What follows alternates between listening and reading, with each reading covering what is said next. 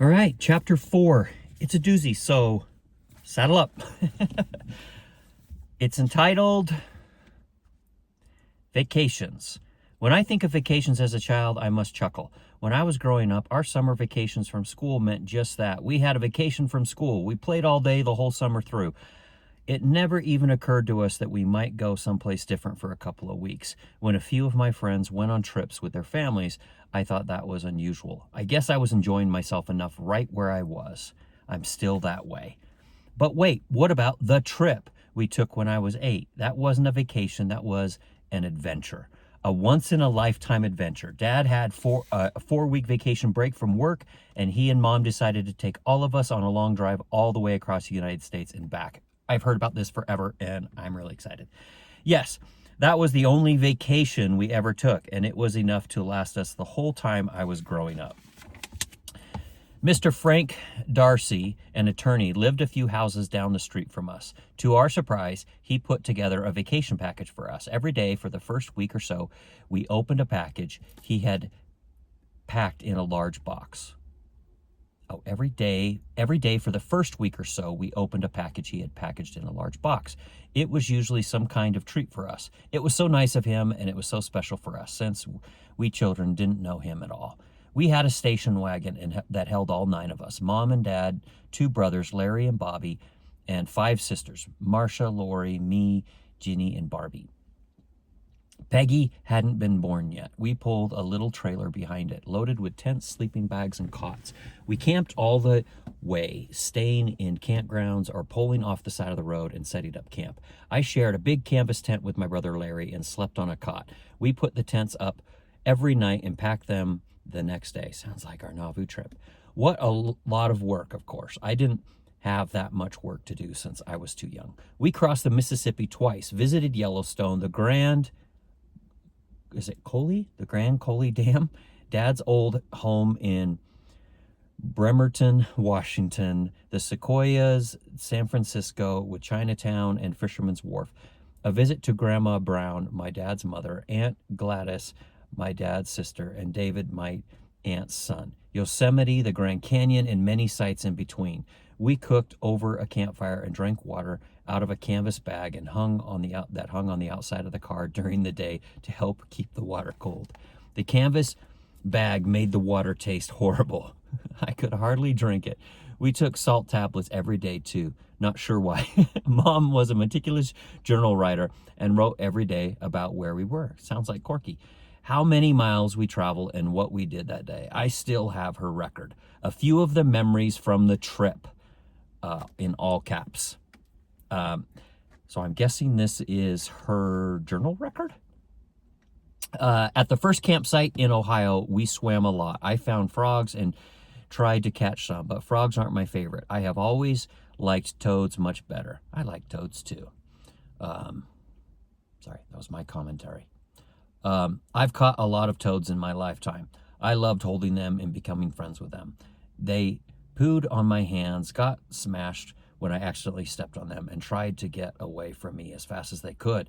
We were told to check the bottom of the sleeping bag every morning before we moved our legs and got up to make sure a rattler hadn't crawled up and made itself comfortable during the night. Some nights were pretty cold, and the sleeping bags we had didn't keep us very warm during those times. I was thrilled when we crossed the Mississippi River. I loved America and American history.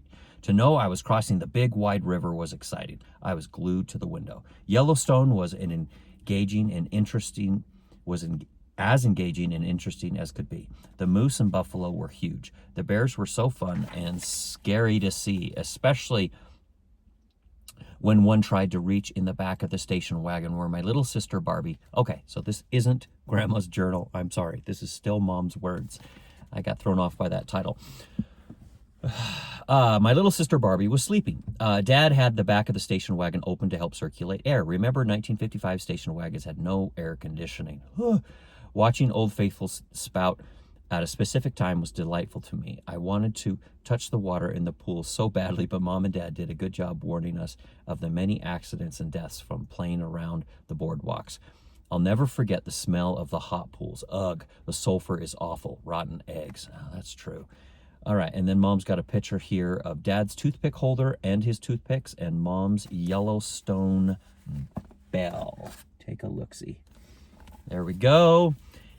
In Bremerton, Washington, we actually met a woman who still lived in the same house as she did in 1935, and she remembered my dad. That was fascinating to me. Oh, her house was so old and run down, but then so was Dad's. In San Francisco, I was amazed at the Golden Gate Bridge, Fisherman's Wharf, and Golden Gate Park. Chinatown was great, but nothing impressed me as much as the streets. They really went straight up and straight down. Oh, that's so true. Anyway, to an 8-year-old child, they did. I met my dad's mother and sister for the first time that I can remember. It was odd to me that both of them had been divorced. I didn't know a lot about divorce, but to have a mother and daughter divorced was very unusual for me. Times were different then. At Yosemite Park, we enjoyed the sequoias.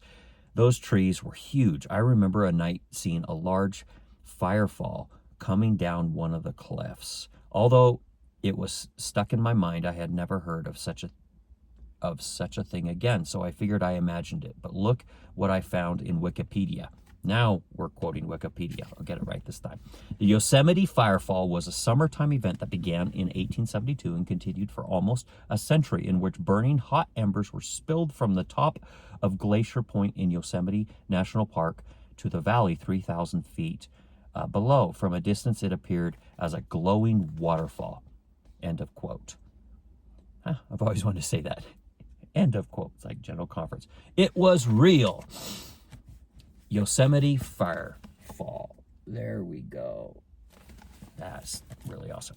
We drove on to the Grand Canyon. I didn't get to see it, though. Mom was so concerned about her little children being at the edge of the rim that 4 of us had to stay in the car. I wanted to see the Grand Canyon so bad, but all I could ever say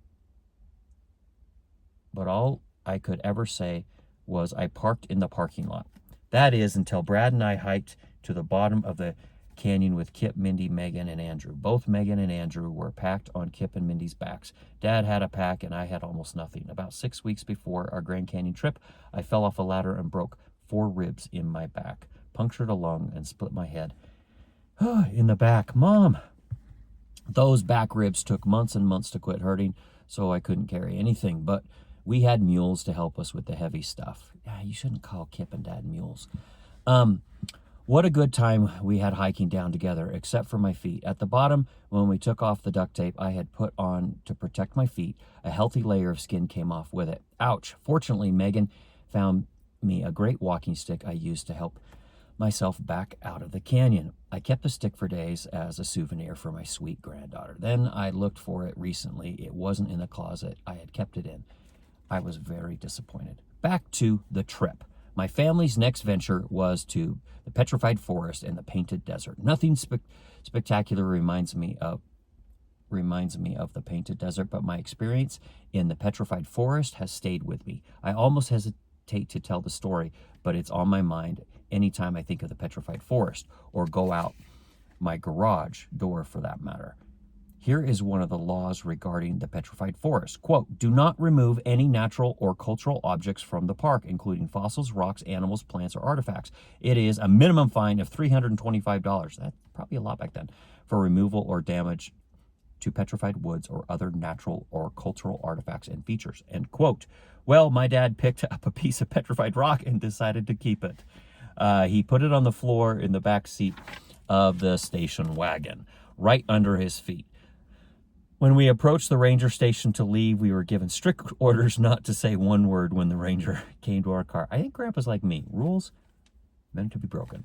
The ranger asked if we had taken any rocks from the park. My dad said he hadn't. Everything in me wanted to yell out that I had a rock by my feet, but I contained myself. I knew we were wrong to take the rock, and for a long time it bothered me that my dad told a lie to the ranger. Every time I look at the rock that holds my door open, I think that it was stolen. One of these days, I'll go back to the Petrified Forest and return what belongs there. And please don't judge my father too harshly. There's a picture of the petrified wood that made a liar out of Grandpa. When we were about 3 days from home, we all voted to go straight home instead of camping one last time at the campground on Lake Erie. We were all exhausted and missed home so badly. My whole life, we all had referred to this time as the trip. All the pictures for the trip were on slides that darkens so much over time that Dad eventually threw them away, so I have no pictures to share. All right, next kind of section header. Summer at Cuba Lake. When I was 6 years old, we spent the summer at Cuba Lake, about 25 miles from my home. I never thought of this as being a vacation because my dad still drove to Wellsville every day to go to work at the air preheater. As I look back on it now, it was a vacation of sorts. My dad ran the rides at the amusement park next to the lake. The rides consisted of a large merry-go-round, 2 sizes of chair planes, and some little kiddie rides. I spent a lot of hours on the chair planes and merry-go-rounds. A hired hand ran the rides during the day while my dad was at work. When my dad took on the responsibility of the rides, he decided to paint every animal and seat on the large merry-go-round. Dad was a very good artist. So painting these details was right up his alley. I forgot that he was an artist. He painted 40 animals, including 36 horses of 3 sizes and in various poses, 2 deers and 2 donkeys. Neptune's chariot was a decorative carved seat along with the second chariot and a round tub. Am I caught up on pictures? Yeah. The animals were placed on the carousel in 3 rows with the largest and fanciest animals on the outside. The animals on the outside also featured inset jewels that glittered when caught by the light. A total of 50 people could ride at one time. In the center of it all was a Wurlitzer organ. This merry-go-round now sits in the New York Museum in Albany, New York. That is freaking awesome. The Cuba Lake merry-go-round. Check that out. I had no idea. 4 very small cottages were close to the lake, but not right on it. We lived the whole summer in the 4th cottage. It was 1 floor with a small loft, no bathroom, and 3 small bedrooms on the main floor. Ginny, Lori, and I slept in the loft. Having an urgent need in the middle of the night was tough. I keep thinking I'm saying her name wrong. Ginny, Aunt Ginny. We had to climb down the ladder and go out the back door to the outhouse. Not fun. In fact, it was pretty scary. Lori and I had a way to take care of that, though. Since Ginny still wet the bed at night, I know how that goes. We would wake her, have her move over, and would use her mattress as a potty. How awful. And for the record, I don't pee the bed anymore, but I did until I was like 11. During the daytime, I spent a lot of time at the amusement park and down by the lake. I took swimming lessons in the lake. I remember a time when a girl drown, and all these people lined up and walked through the water until someone found her. Oh, with a lot of work, someone was able to relieve her or revive her. I watched the whole thing, and it made quite an impression on me and gave me a lot of respect for water. Ginny and Patty at Cuba Lake. Look at how mom is so little. Okay, any day or evening that we had stock car races at Cuba Lake, I tried to be there. I love stock car racing. My dad had been a stock car driver. Gosh, Grandpa was so freaking cool. My dad had been a stock car driver a couple of years before, but gave it up when he was involved in a serious accident. His car flipped into the air several feet and gave him a wake-up call to the need to stay alive for his family. Even though he wasn't in any of the races that summer, I enjoyed them so much. Many times I went alone, and I'm sure people wondered about a little girl sitting at the stock car races alone. The man in the picture who is jumping up to start the race is Miles Whitey Gorsuch, the Flying Dutchman, a friend of my dad's. He was so entertaining to watch, even for a child. Knowing he was my dad's friend made me feel so cool. And there he is, the Flying Dutchman. He is. Look at that. Look at that vertical. That guy's got to be getting like 24-inch vertical there. The only time I went home for the summer in 1955 is when I was the flower girl for my cousin's wedding. I wore a long white dress made by my grandmother. My mother curled my hair so pretty, and I had a ring of flowers in my hair. My gift from the bride was a gold bracelet with a heart that said Patty written on one side and June 25th, 1955 engraved on the other. I walked down the aisle dropping flower petals for my cousin to walk on. That is cool. My flower girl bracelet. So there it is with Patty on one side and the date on the other. And then last but not least, we have flower girl for my cousin Barbara Stannard, June 25th, 1955. Barbara was the flower girl for my parents' wedding. And there's a picture. And there we have it. See ya. Love you.